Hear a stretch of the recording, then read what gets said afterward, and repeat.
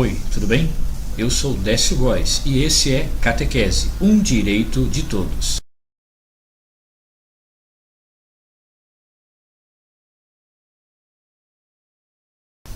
No episódio de hoje, nós vamos conversar sobre a fogueira de São João, isso mesmo, bem comum nas festas juninas por todo o Brasil. Nós vamos conversar sobre como apareceu, como surgiu e de que forma apareceu nos nossos dias a fogueira de São João. Mas para isso, nós precisamos voltar a 2014 anos atrás e vamos utilizar um livro para poder nos ensinar. E sabe qual? Esse aqui, ó, é a Bíblia. A Bíblia vai nos mostrar como surgiu a fogueira de São João.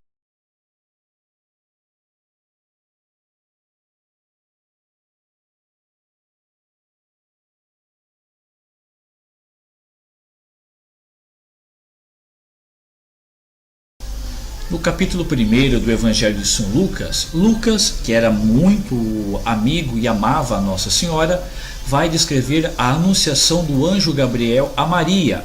E ali o anjo Gabriel vai dizer no versículo 36 que Maria tinha a sua prima Isabel que estava grávida. E Maria, após saber que seria a mãe de Deus, o que ela fez? Ela foi servir a sua prima que estava precisando da sua ajuda.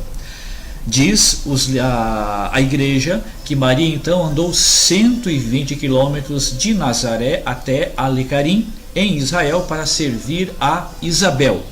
E no versículo 39 diz que Maria foi, não de qualquer forma, mas às pressas para servir e ajudar a sua prima que precisava. Ora, Alecarim era uma cidade montanhosa.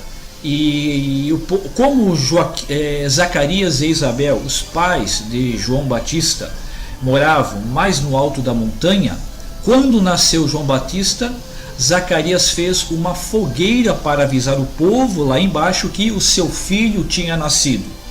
Fogueira anunciando o nascimento de João Batista. Ali surgiu a fogueira de São João, tá certo? Você não sabia? Agora está sabendo, tá?